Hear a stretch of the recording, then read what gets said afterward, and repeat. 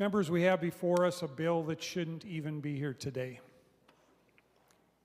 It takes $40 million of the taxpayers' money, the hardworking Minnesotans that are out there working right now.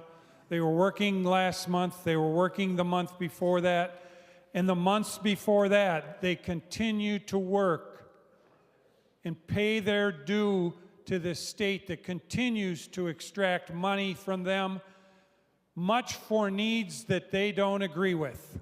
And they abhor that, Mr. President, and rightfully so. They should abhor this even more as they see the contents of this bill and the motivations behind this bill.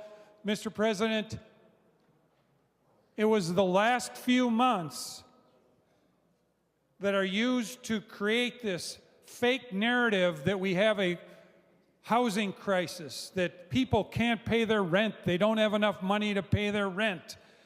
Well, it was the last few months, Mr. President, that members of this legislature, multiple members of this legislature, were involved in the Signal Chat groups, the paramilitary organization formed by Minnesota Democrats throughout the core cities in this state. The Signal Chat groups that dispatched volunteers to go out and intercede between federal law enforcement and their mission to throw people in harm's way. And because of that, we actually had 2 people in this state die.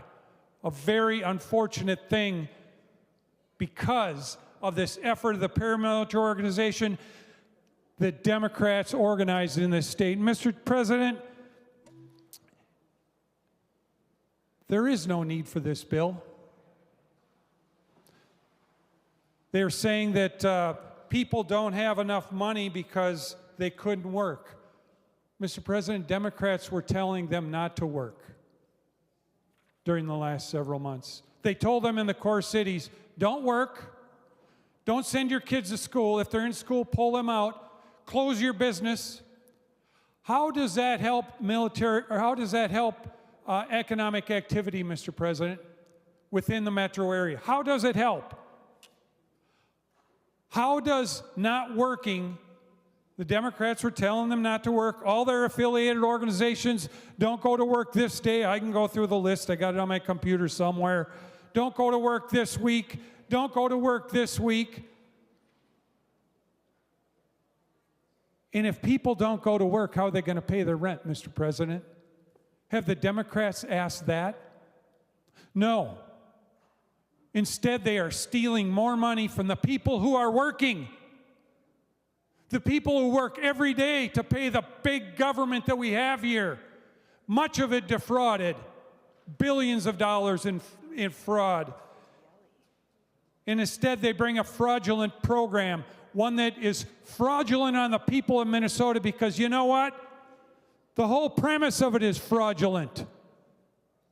There's no housing crisis. There's no can't pay rent crisis. Senator Draheim showed the numbers from the Minnesota Multi-Housing Association. There's actually a higher percent of residents paying their rent than there was the last 3 years. This is a fake, fraudulent crisis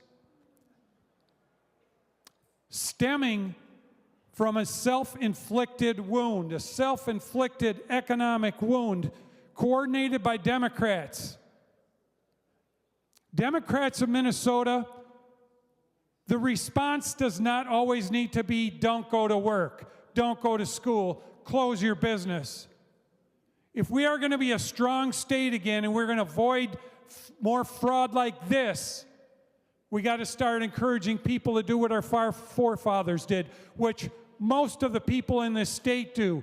Go to work, run your business, get your kids in school. Mr. President, that's what they did in my district. They went to work every single day for the last, back to September or whenever this bill goes. They worked hard every day. They didn't take the bait of Democrats to think that you cannot go to work and not have to pay the price. This bill brings forward for those that did not go to work and refused to go to work and has somebody else pay for it. Other people's money is brought forward, extracted from those hardworking people, and given to them to create a false sense that they can stop working, stop contributing, and still manage to get by because someone else comes in and takes care of it for them.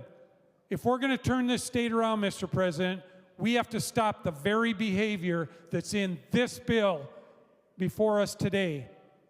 Mr. President, members, I encourage a no vote on this fraudulent underlying bill.